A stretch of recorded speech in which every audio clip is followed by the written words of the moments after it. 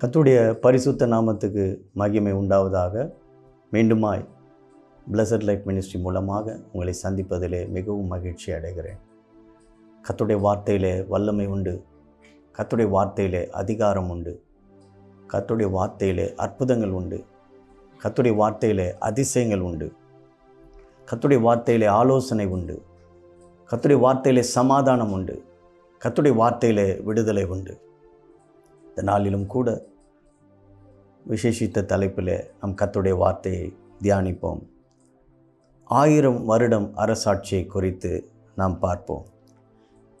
இப்போது இருக்கிற காலகட்டத்தில் இரும்பும் களிமண்ணுமான ஒரு அரசாட்சியை நம்ம பார்க்கிறோம் பிரியமானவர்களே.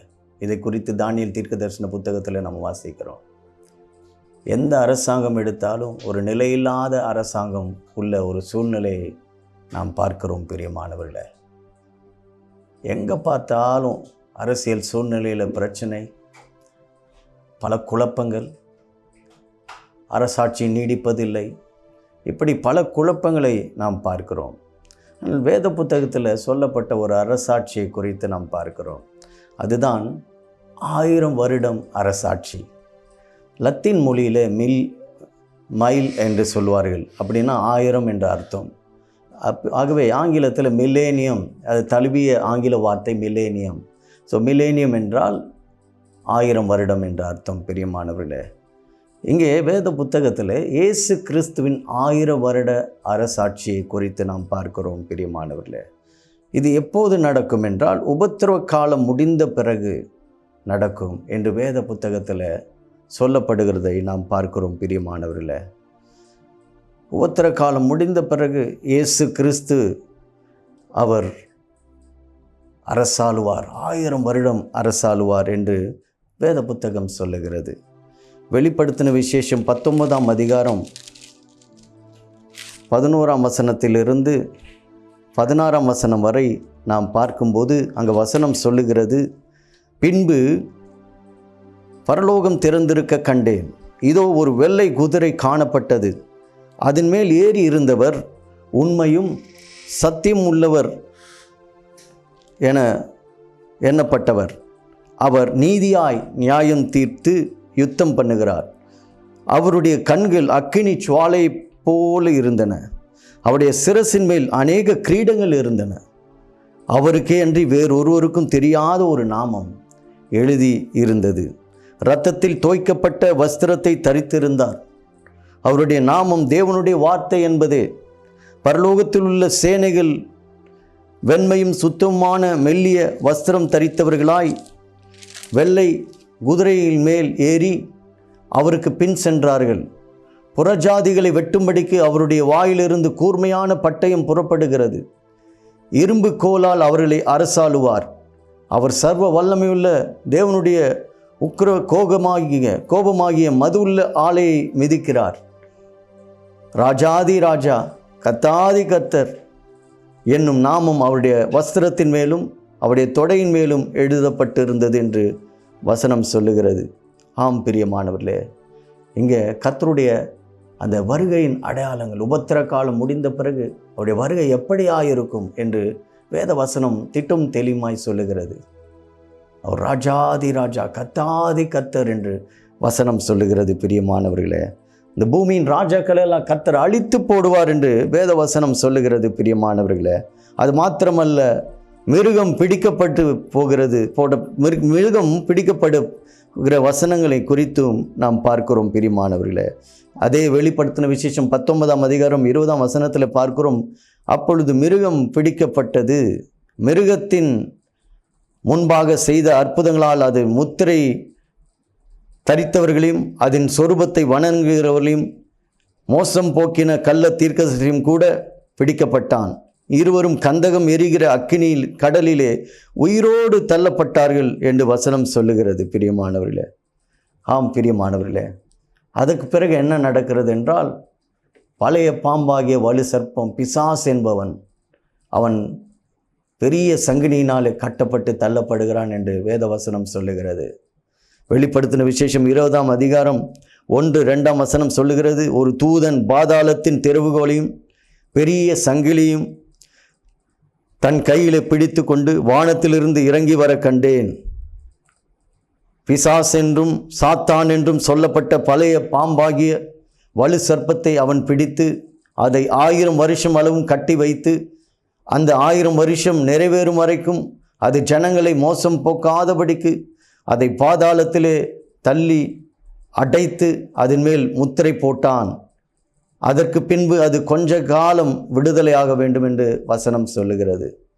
ஆம் பிரியமானவர்களே, வசனம் சொல்லுகிறது சாத்தானும் சங்கினியினால் அந்த 1000 வருஷம் அரசாட்சியின் போது பாதாளத்திலே தள்ளப்பட்டு முத்திரை போடப்பட்டான் என்று பார்க்கிறோம். பிரியமானவர்களே, வெளிப்படுத்தின விசேஷம் 20ஆம் அதிகாரம் 4-5ஆம் வசனம் சொல்லுகிறது, அன்றியும் நான் சிங்காசனங்களை கண்டேன், அவைகளின் மேல் உட்கார்ந்தார்கள், நியாய தீர்ப்பு கொடுக்கும்படி அவர்களுக்கு அதிகாரம் அளிக்கப்பட்டது. இயேசுவை பற்றிய சாட்சி நிமித்தம் தேவனுடைய வசனத்தின் நிமித்தம் சிரச்சேதம் பண்ணப்பட்டவர்களுடைய ஆத்மாக்களையும் மிருகத்தையாவது அதன் சொரூபத்தையாவது வணங்காமலும் தங்கள் நெற்றியிலும் தங்கள் கையிலும் அதன் முத்திரை தரித்து கொள்ளாமலும் இருந்தவர்களையும் கண்டேன். அவர்கள் உயிர்த்து கிறிஸ்துவுடனே கூட 1000 வருஷம் அரசாண்டார்கள் என்று இந்த வசனம் சொல்லுகிறது. பிரியமானவர்களே, மரணம் அடைந்த மற்றவர்கள் அந்த 1000 வருஷம் முடிவு அளவும் உயிரடையவில்லை.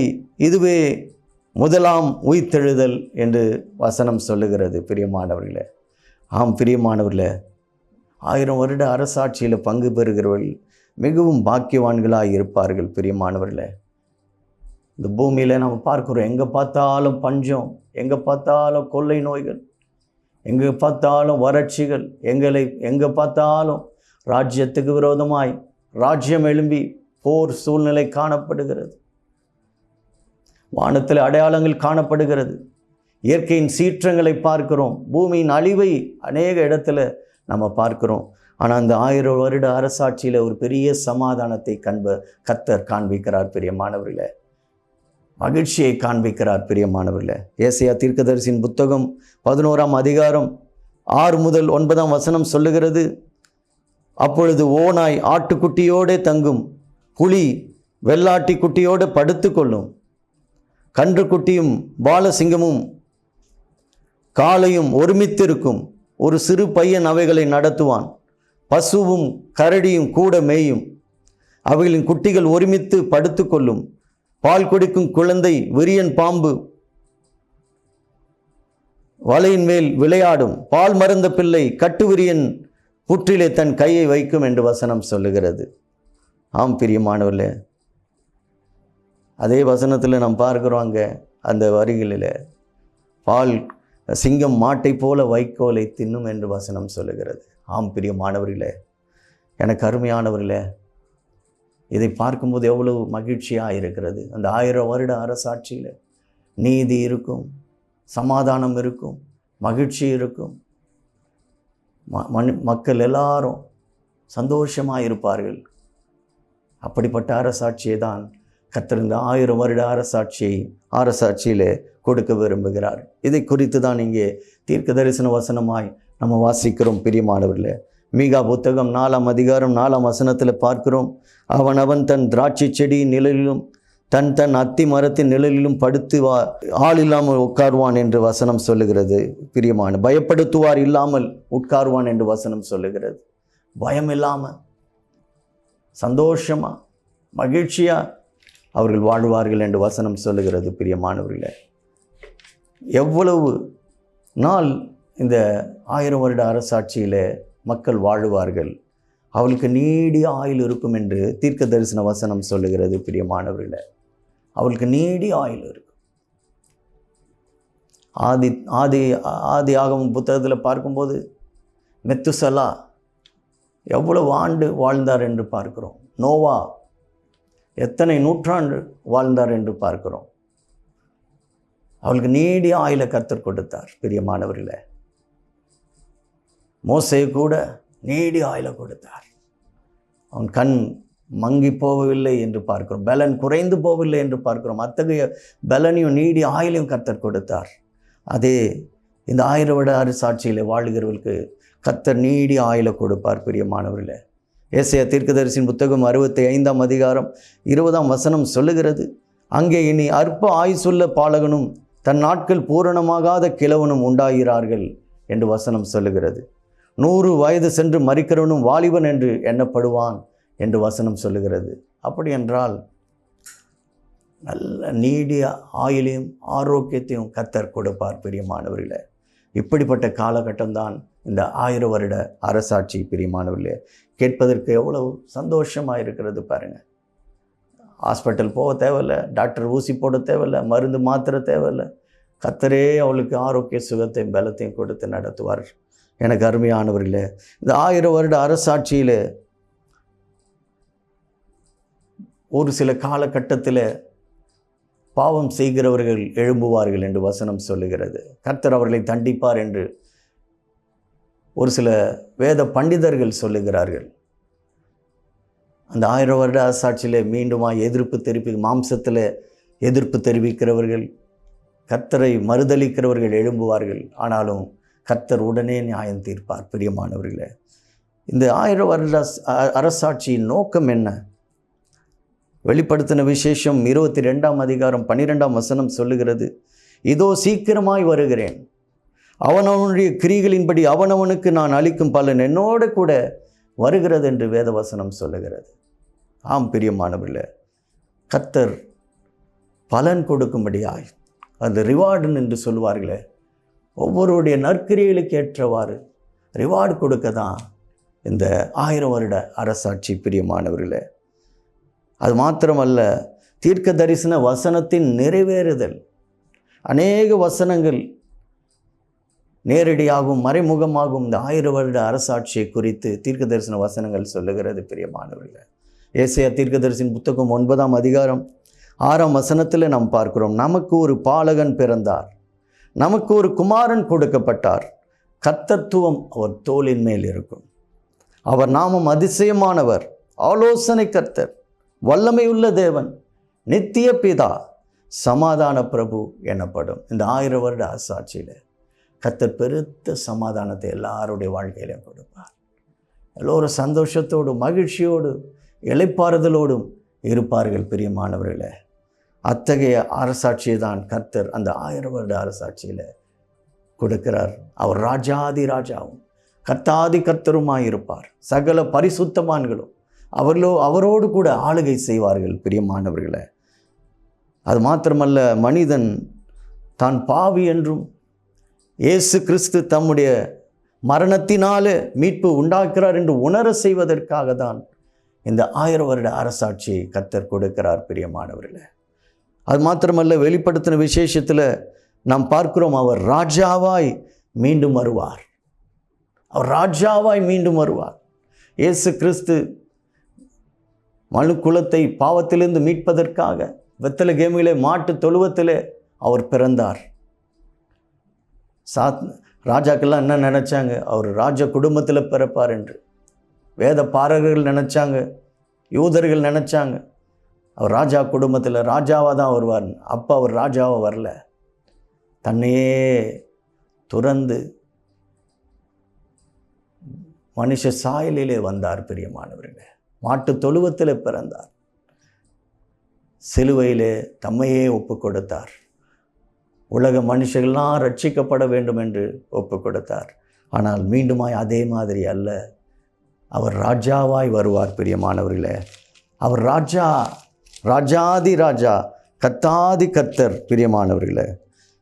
இது வேத வசனம் சொல்லுகிறது. வெளிப்படுத்தின விசேஷம் 1ஆம் அதிகாரம் 7ஆம் வசனம் சொல்லுகிறது, இதோ மேகங்களுடனே வருகிறார், கண்கள் யாவும் அவரை காணும், அவரை குத்தினவர்களும் அவரை காண்பார்கள், பூமியின் கோத்திரத்தார் எல்லாரும் அவரை பார்த்து புலம்புவார்கள். அப்படி ஆகும். இருந்தவரும் இருக்கிறவரும் இருந்தவரும் வருகிறவருமாகிய சர்வ வல்லமையுள்ள கர்த்தர், நான் ஆல்பாவும் ஒமேகாவும் ஆதி மந்துமாய் இருக்கிறேன் என்று திருவுளம் பற்றுகிறார் என்று இந்த வசனம் சொல்லுகிறது பிரியமானவர்களே. அவர் ராஜாவாய் வருவார், ராஜாவாய் அரசாளுவார். எனக்கு அருமையானவர்களே, இன்றைக்கு நம்முடைய வாழ்க்கை எப்படி இருக்கிறது?